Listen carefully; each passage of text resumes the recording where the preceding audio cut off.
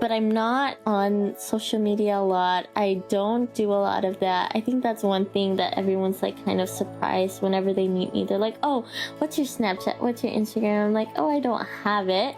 Being plugged in for me is not like enjoyable. So I enjoy like plugging out. Usually I'll hang out with my coworkers, or I go out on walks and I paint, and I do a lot of just like, a lot of people like to call me a boomer, and apparently that's like supposed to mean like I'm like a little bit old or something, but I do a lot of non-traditional millennial things.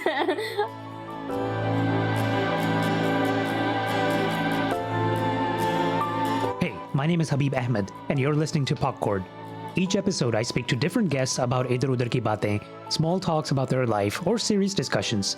And we all have one thing in common: Pakistan. In the beginning just now, you were hearing the voice of Ayesha Wahidi, a very down-to-earth, humble, and lively guest who is here to share a little slice of her life with us. I am just a normal, I'm 24, I am Pakistani American, but I'm just a normal girl, just like all of you guys. Born and raised in the US, Ayesha moved to South Korea earlier in the year, 8 months before this episode was recorded. There are estimated over 12,000 people of the Pakistani diaspora living in Korea. I moved to Korea in February, actually, of this year. So as soon as COVID was starting, I was moving to Korea. Yeah, right. That was like peak COVID time. Yes. Peak of the fear. At that point, China had only had it, and then Korea was getting a few cases. So my mom and dad were just like, "Are you sure you want to go?" And I was like, "I don't know. I'm sure it won't be that bad." And then it turned into a worldwide pandemic. In this episode, Ayesha will compress her action-packed life into about 30 to 40 minutes with some random bakwas from me sprinkled throughout. She will talk to us about life in the US, what brought her to Korea, and more about life over there too. Her personal aspirations and thoughts on some of life's most common challenges for 20-somethings today. Here's Ayesha.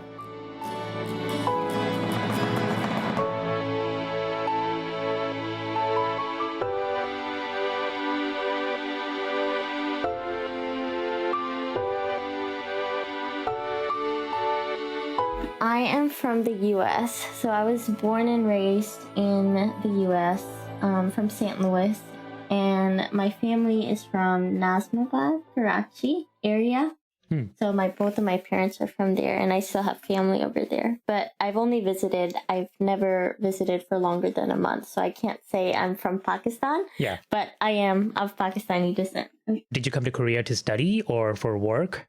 So I went to college to get my bachelor's degree in Chicago. And once I finished up in Chicago, I actually came straight to Korea. So I did my 4 years. I did a study abroad in Thailand. And then once I graduated from Chicago, I decided I wanted to teach abroad. So I decided on Korea. And so I've been here since February of 2020. And then I have a 1-year contract, and then I'll probably go back to the US and finish my studies. Oh, that's cool. Okay, what are you teaching? I am teaching, so I work at a British international school, so I teach English, science, and math as well. So, and it is all in English, obviously, but I'm teaching first graders. Oh, okay, cool, nice. So when you were moving to study abroad in Korea, did your parents give you any issues with that? Because I know sometimes like Pakistani parents can be very protective of their daughters. Oh, for sure. Always like, log kya kenge and this and that, right? So I think all of that started when I kind of graduated high school and I really wanted to go away for college. Not in like I want to go away and go be crazy way, but just I want to kind of spread my wings a little bit and grow up a little bit. So I think the resistance started back then. And for the last kind of 6 years, it's been like, okay, now I'm going to Chicago to go and study. Okay, now I'm going to go to Thailand and study abroad. So I think they're very used to me kind of going from place to place. So when the conversation came up about I am interviewing for some jobs at some international schools abroad. They're like, oh, okay.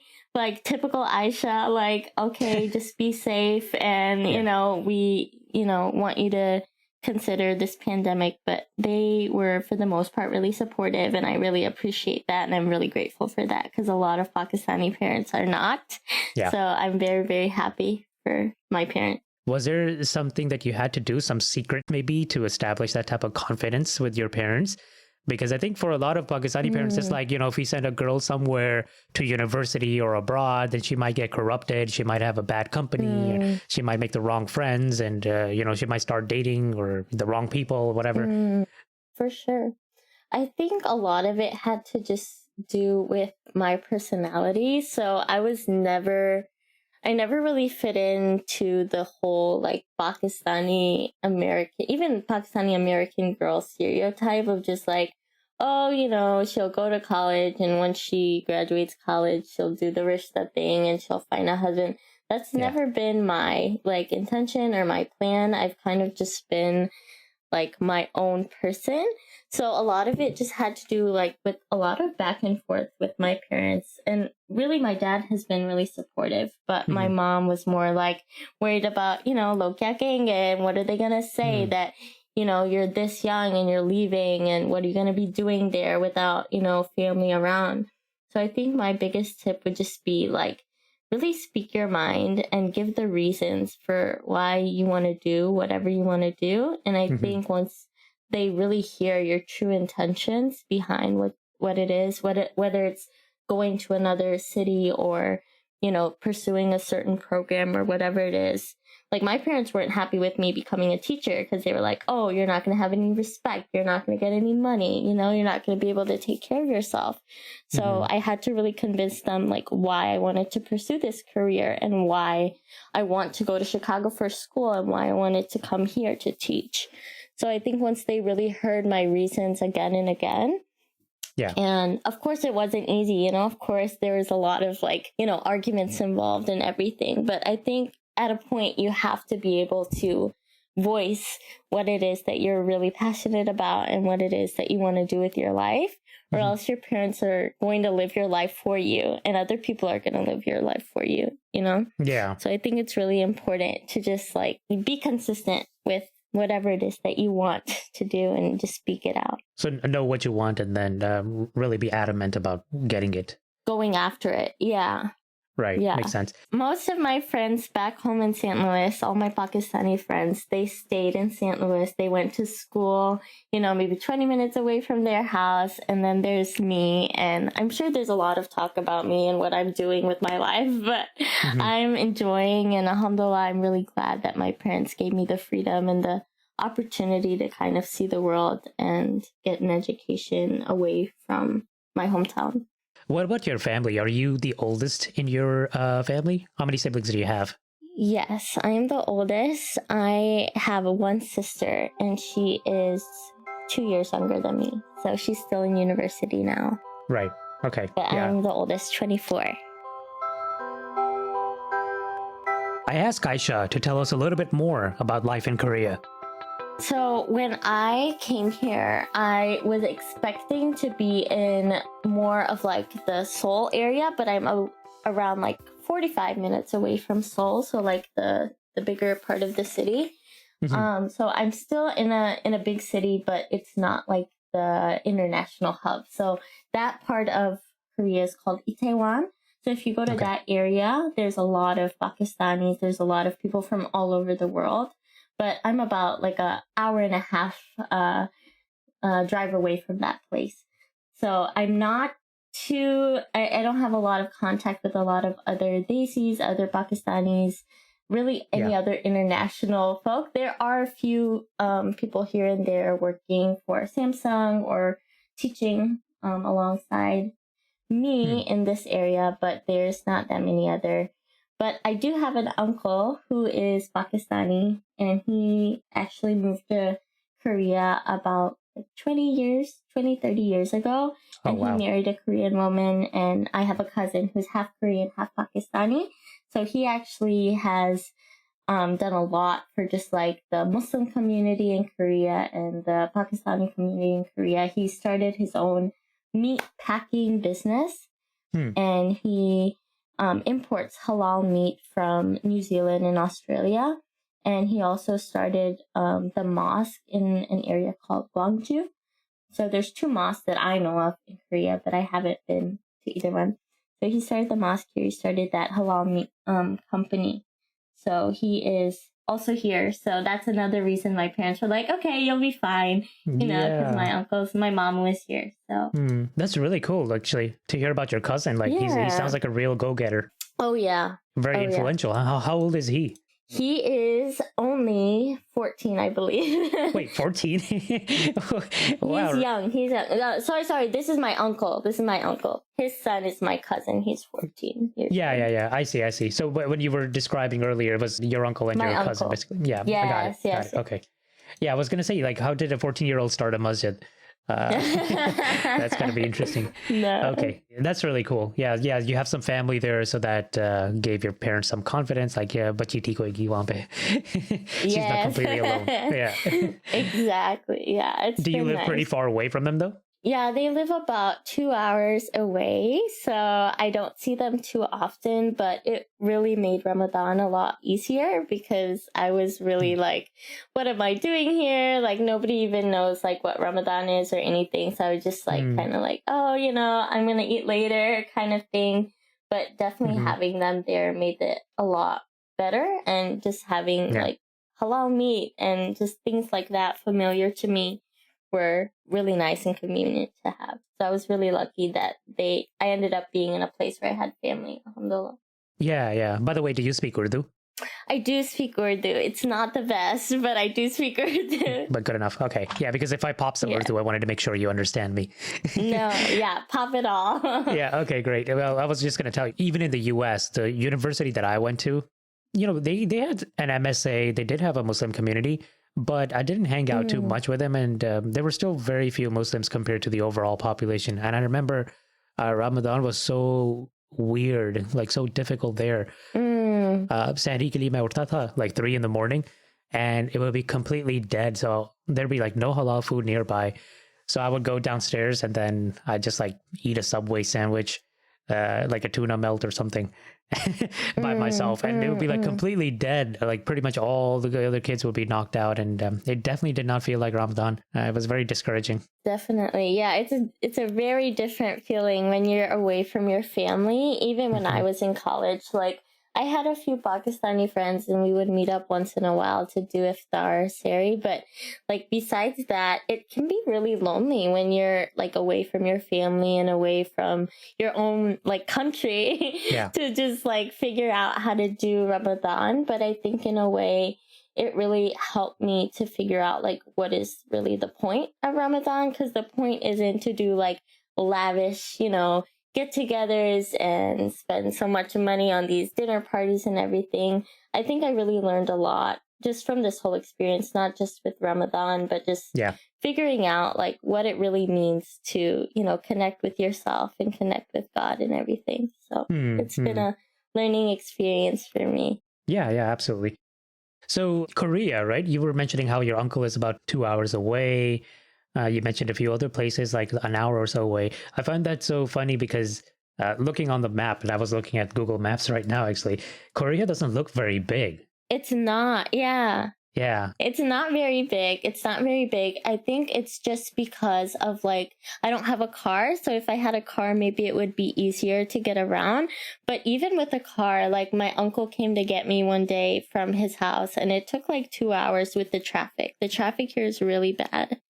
So usually with public transportation, it takes about the same time as someone who would drive, which isn't, you know, that impressive. Like, you know, it should be faster with a car, but just traffic here gets really, really bad and congested. So, you know, imagining like 2 hours of driving in such a tiny looking island, it was a little hard for me to do so, but I can still see that. I mean, 2 hours is still not that bad, I guess.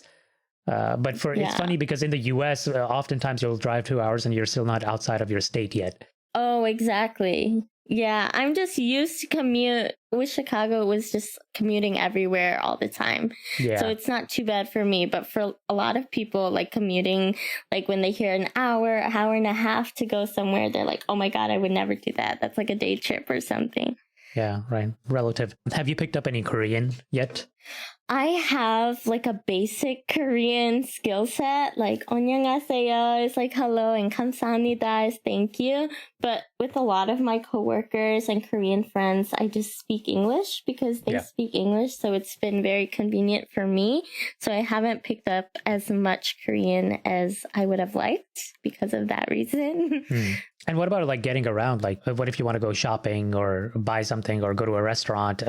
Are they all like pretty fluent with English typically for foreigners? Yeah, so it's pretty easy getting around just because I know like if I want to order some food, I know, what to say. Like if there's like pork in something, I can say like hampego or something and they can understand me. So I have the Korean fluency to just say the things I need to say. But if you're going to ask me to have a full-on conversation, I don't think I could do that. Yeah, and you've only been there. I mean, it hasn't been a full year yet, so. Yeah. How long do you plan to be there? You said 2 years? I forgot. So I plan to be here for a year initially and then going back to the US and doing my master's degree. But with the thing now, like COVID has become like a whole ordeal and with everything going on in America right now with like just civil unrest and like everything going on with the elections coming up. I don't know what's going to happen. So right now I'm just kind of going with the flow and seeing what happens. Maybe I will be here for another year. Maybe I'll return and start my master's. I'm not too sure yet. I think everyone's in this state of uncertainty right now. So we'll see. You're kind of depending on the election results. Based on whoever gets elected, you might not come back. Let's see what happens. I think America is just dealing with so much right now. So much, even COVID is still bad there. Yeah. Korea is like, it's been like a few months and there's been like just very minimal cases and it's never been a big deal here. Like, I think it's been one of the best reactions to COVID in the whole world. Like, even at the beginning, they had like a lot of tracking going on. So it's never been like a really big concern over here besides like wearing masks. And there's never been a lockdown, never been a curfew, really anything. So it's really different than the rest of the world, kind of freaking out right now. But I feel very blessed and very fortunate to be here for that reason. But yeah, let's see what happens. Yeah, that's pretty impressive because I know that Korea is doing a lot better. Actually, I've heard about that in the news. But thinking about Korea, right? I mean, I know it's a small population relatively to other countries, but it's such a small island that I felt like the population density would automatically become a problem there. Right. Because there's people living in closer vicinities. Yeah, people are living right on top of each other and there's not a lot of room to kind of spread out. So I was surprised too because I was thinking, oh, like China's so bad and Korea's hit next. It's definitely gonna affect me in some way, but they learned how to deal with it apparently. So they were like sending quarantine people like these boxes, care packages of food and everything at the beginning of the virus. I remember like just everything has been really smooth and like alhamdulillah, I feel very safe here in terms of the virus. So I feel very fortunate to have that. Yeah, that's good. So I live in Boston, relatively safer up here in Massachusetts. That's good. I'm glad you're doing well. Yeah. I moved from Texas though. So I moved from Texas last year. Oh, and Texas now is not doing that great.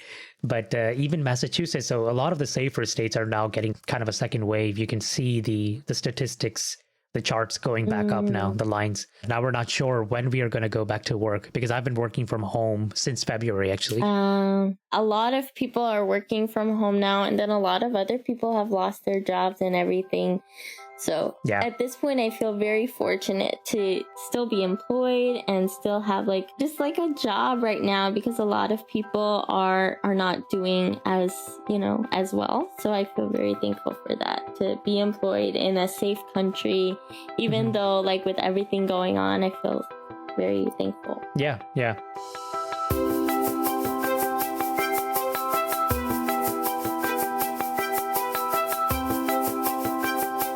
Are you into Korean shows or movies at all? I watch them from time to time. Not a lot, but I know some people who are like absolutely obsessed with Korean culture in general, like K-pop and Korean shows and all. Were you aware of all that stuff before you went over there? Yeah, so I actually had two really close Korean friends back in the US. One of them was a high school friend, and then one of them was a college friend. So that was kind of my inclination of like coming to Korea. So I wanted to kind of teach abroad to like see better education practices, because the American education system is failing its children, in my opinion, and especially the most like vulnerable children, like Black and brown children, are really being disadvantaged by the American education system. So I kind of wanted to see like, how is the best education systems in the world, how are they functioning, and what can I kind of bring back to the US? So I was talking to my Korean friends, and they were like, hey, like, it's really, easy for you to get a job here. You should just come here. And so that's kind of why I decided to come to Korea. I was thinking about going to like Finland or Norway, which have like the actual best education in the world, but I don't like cold temperatures at all. So I was like, no, thank you to that. Right. Yeah. Especially after Chicago. Oh, yeah. No, yeah. Chicago's too cold for me too. Yeah. Yeah. So to answer your question, I didn't know anything about like K-pop or Korean dramas or anything, but now that I'm here, I'm slowly learning about BTS, and there's a drama called Crash Landing on You that I just finished that's about North Korea and South Korea. So it's been really interesting. Yeah, I heard about that one. Is it good? It is good, and I've been recently inspired to visit the DMZ, like demilitarized zone. So I want to try to go there next month to the kind of like the border between South Korea and North Korea, and kind of learn more about like the situation. We'll see how that goes, hopefully. Yeah, do they have like monuments over there or something? Like some historical, like what do they do over there? So they have some defectors from North Korea, and there's like a certain like program I found that you can like get to have a conversation with the people who kind of escaped North Korea. So I'm kind of like interested in hearing their stories and kind of just like learning more about like the situation and seeing if things are going to get better, or I don't know. There's been like in the last few months some tension between North Korea and South Korea, and like just like the world, and whatever missiles he launched or fake test missiles. I don't know what's really going on there. But we'll see. Yeah, that's interesting. I mean, I was imagining like the Pakistan-India border. I don't know if you've ever seen those ceremonies at the Wagah border. Every day they do these things where the troops just start dancing and competing, like kind of like a friendly competition. It's pretty interesting to watch. Yeah, I was imagining they do that in South Korea, in the DMZ. That would be really great. So many parallels, right? That's really cool. Let's see. I'll let you know. But that situation, I think, is a little different. Yeah, let us know how that goes. I've seen a few good Korean movies and shows. One of them that really comes to mind a lot is called Train to Busan. I don't know if you've ever seen that, but it's very popular. Yes, and Parasite as well, I think. Oh yeah, Parasite won an award, like Oscar, for best movie of the year. Yeah, it was a very interesting movie. It had that twist in it. I don't want to spoil it for anyone, but it was very interesting. I think Parasite and Train to Busan are very, I think, really famous movies. I've seen those, but I haven't seen much other. I'm still learning about all of the Korean. There's a lot. There's K-pop, and then that's a whole music thing, and then there's dramas, and then there's other stuff. So there's a lot to learn. Yeah, it's very influential. I find it so interesting. Like it's a country of 50 million people, right? Right. And I've mentioned this before on the podcast too. Like if you think about something like Bollywood, they've stolen. I don't know if I should say stolen, but they've basically copied or been inspired from a lot of South Korean movies. Well, some of them are like exact replicas. Like there's some Salman Khan movies that are exact copies of South Korean movies. I did not know that. This is news to me. I don't know if you've seen the most recent one I saw was Bharat by Salman Khan. I haven't seen it. I'll have to go watch it now. Yeah, well, that is a complete copy of a South Korean movie called Ode to My Father. Oh, wow. complete copy, like literally scene to scene, scene to scene. It's like that exact is copy. such a scam. Oh Yeah. no. Oh Yeah. no. There's a really popular Korean movie called Old Boy that's been copied as well. Old boy. Okay. There's Wow. several, like there's a lot, and I'm not saying that Pakistan is much better. We're always copying stuff too, but Yeah. it's so interesting that Korea has that much influence for such a small population of people. Right. I think they have very just unique movies and dramas and everything. So I think a lot of people get kind of inspired by that, and then other people decide to just straight up steal it. But I think they do definitely have some uniqueness to them and something special. Their ideas are not just like, the same old that you see on Netflix. So I do appreciate that. Exactly. I did want to ask you, since you've traveled quite a bit, you've traveled to Thailand, Korea. I'm not sure if you've done Europe at all yet. Is there like an ideal place that you have in mind where you'd really want to live or maybe spend the rest of your life? Or are you still kind of exploring right now? Or would you eventually want to come back and settle close to where your parents live? I think, of course, I do have a duty to my parents to kind of like come home and take care of them as they grow old. So I think, realistically going back home to the US and staying in St. Louis or Chicago.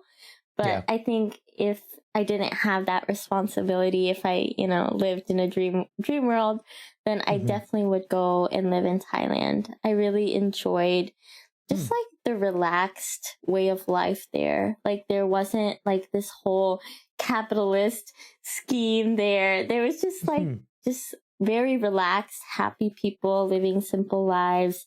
Now, when you say Thailand, were you around Bangkok or were you like farther away from a big city? I was an hour out of Bangkok. I was doing a study abroad. So I was studying at a university in like Salaya, Thailand. So like an hour outside of Bangkok. But just there, I picked up a lot of Thai just because people didn't speak any English there. So I really had to. And I just really enjoyed like their way of life, I think. Everyone was just so relaxed and just so willing to help me.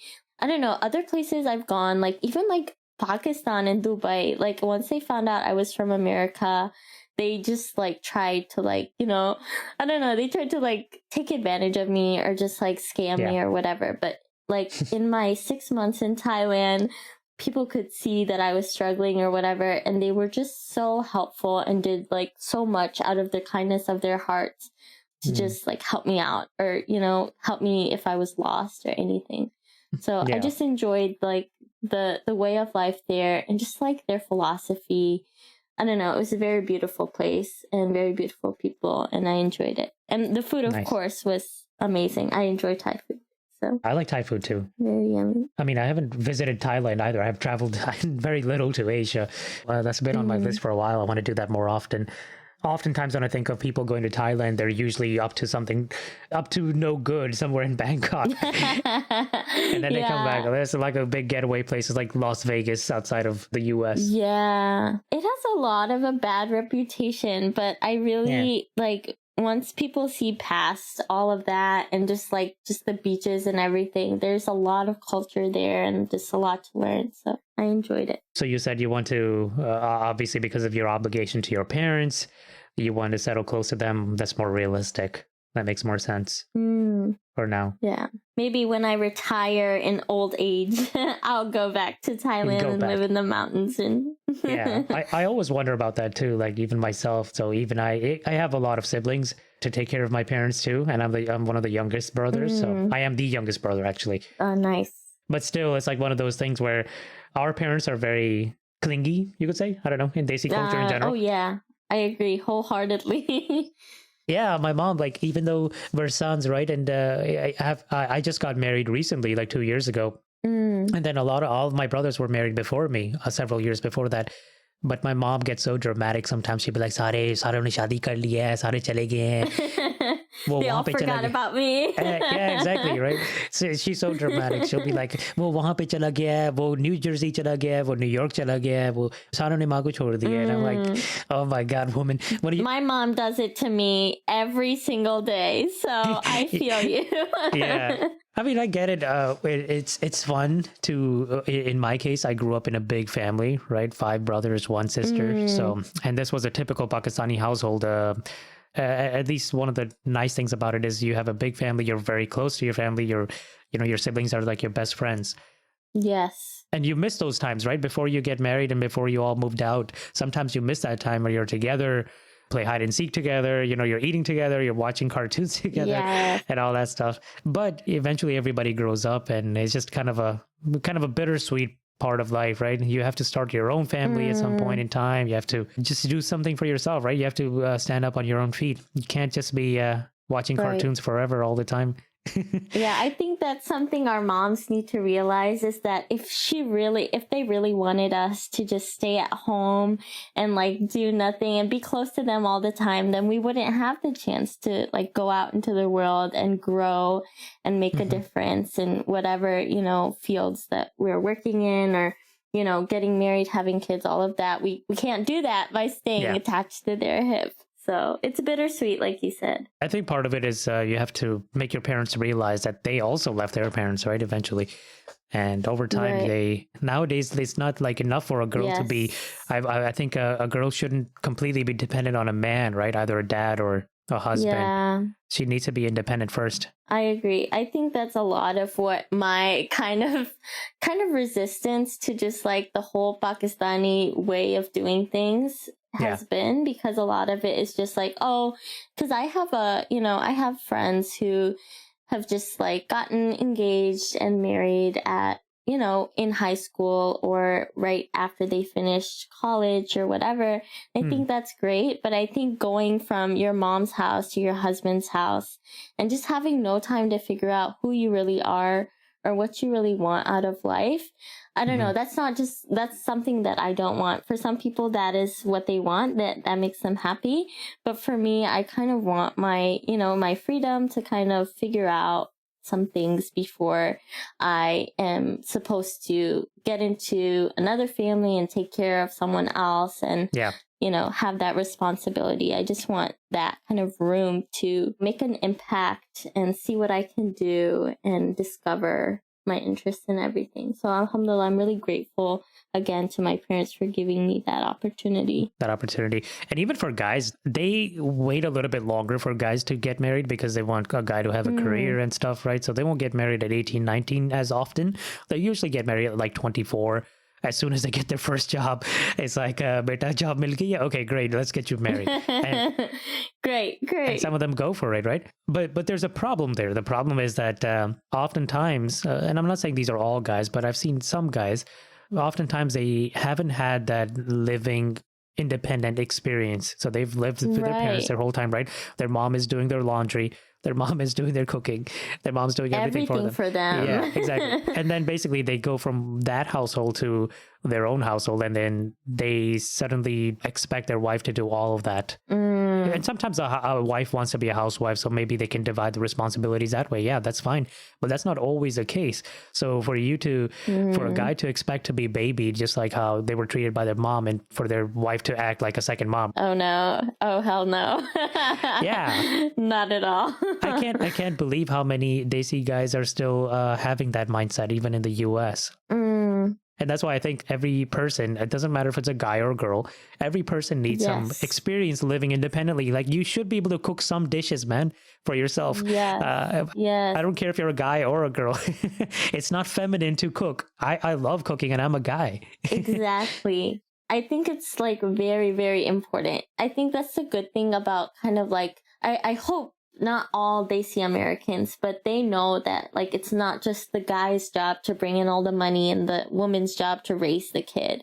Yeah. Like, they understand that, responsibilities should be shared, that they have to work together. And that's something I really appreciate about like the American side of me. It's not just everything like traditional way of like, girls have to be doing this and this is the stereotypical role, and guys have to be the breadwinners and that's their stereotypical role. So I really do appreciate having that kind of side, because there's negatives and positives, right? Like a lot of Pakistani households have like really like not like the mom does everything and the dad isn't even involved in the kids' lives. And, there's negatives and positives to every lifestyle, of course.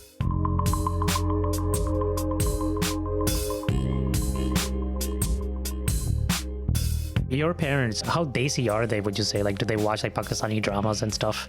We didn't grow up watching so many Pakistani dramas and everything, but I would say we had like dawats like every other weekend and stuff like within the community. So just a little bit of like social stuff, but I don't know why my mom didn't watch any Bollywood or Pakistani dramas growing up. I think she didn't really like what was in them or something, but she made a point not to have those playing while we were growing up. That's a So good we thing. didn't really watch a lot of that till later. Yeah. Is she just not into TV in general, or just not like desi TV? I think just not Desi TV. Like we would just watch like I just remember watching like regular like kids shows or Disney and then like just the news and stuff like that. But she was I don't know what she had against like Desi media, but she was just like, yeah, I don't want my kids exposed to this. So we didn't watch it growing up. Yeah, that's a good thing. In our households, like again, thinking back, because there's so many different age groups living in one house, right? My oldest brother is like 12 years older than me, so that's a big age gap. And then my parents themselves, and then we all want to watch different things. So I grew up in a household where like I'm 7 years old and I'm watching my cartoons. I'm watching Tom and Jerry, Pokemon and stuff.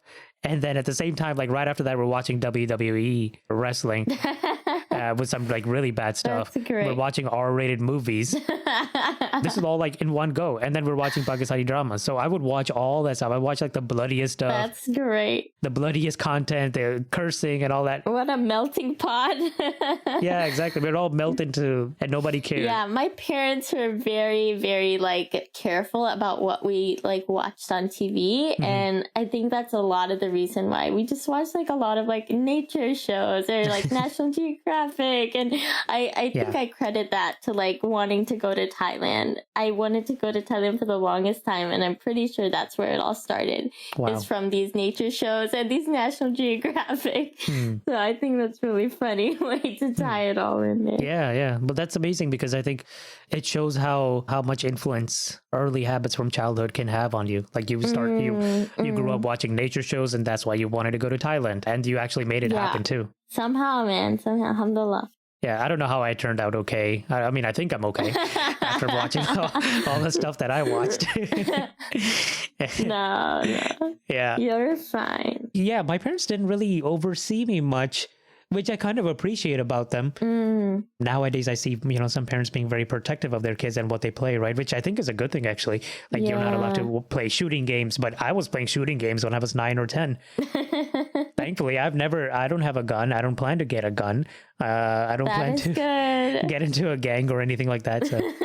I think it definitely, like, all of the video games and, like, just, like, the media, internet, and everything has an influence on everyone today. But I think the most important part is just, like, balancing your life with other things. If all your life is video games, then it could have some, consequences on your brain. But I think, if you balance it out with other things, other habits, then I think you'll be fine. I think you turned out fine as well. I agree. Are you like very active on the internet? I was going to ask you, what do you do with your free time? So I go to school and then I get home around like 4:35.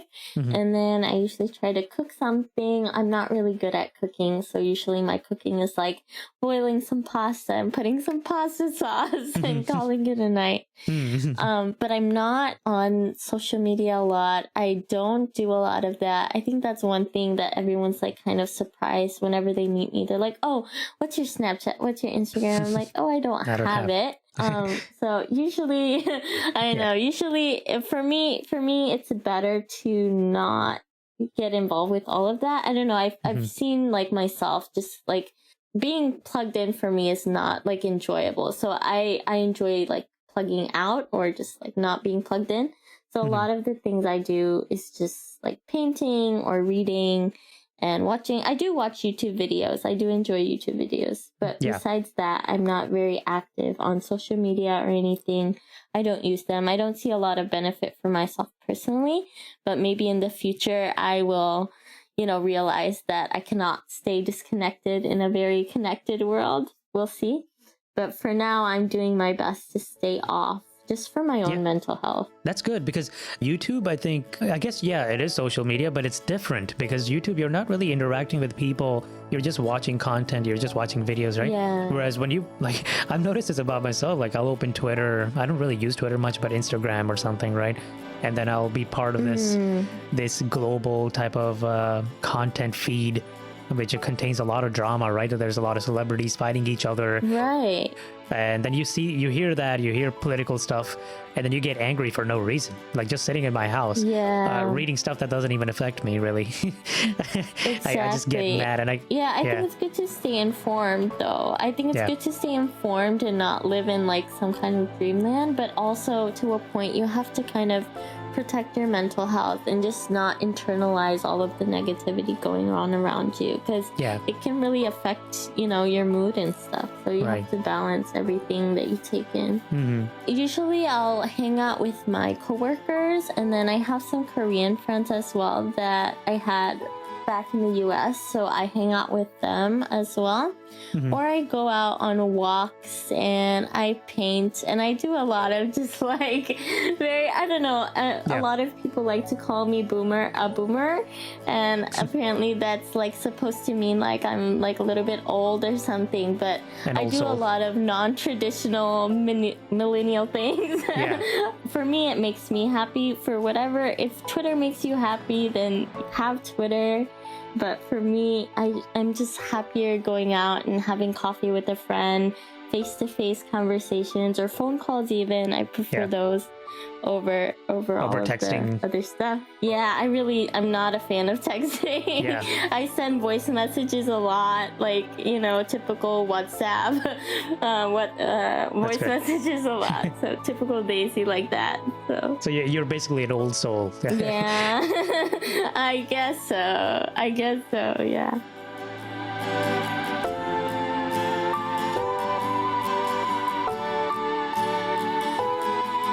I hope you enjoyed this episode with Ayesha. You can also reach out to her with any questions you may have. Her email is included in the episode description. If you enjoy listening to Popcorn for the first time on this podcast, I am going to ask for your help in supporting us on Patreon. So hear me out very quickly.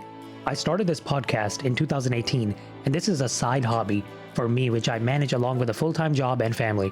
While my favorite part of doing this podcast is the conversations that I have with our awesome guests and sharing them with you, most of my time is spent on editing and promotional content.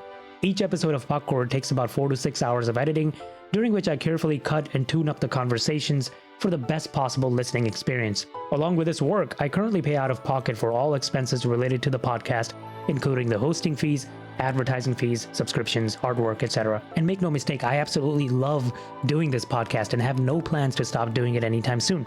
People often ask me how they can support Popcorn's effort of uniting the young Pakistani diaspora, so here's the best way to do it, and your support will go a long way. Become a monthly patron of Popcorn at patreon.com/popcorn. You can also find the link in the episode description, and please only sign up if you are able to do so after all your life responsibilities are fulfilled.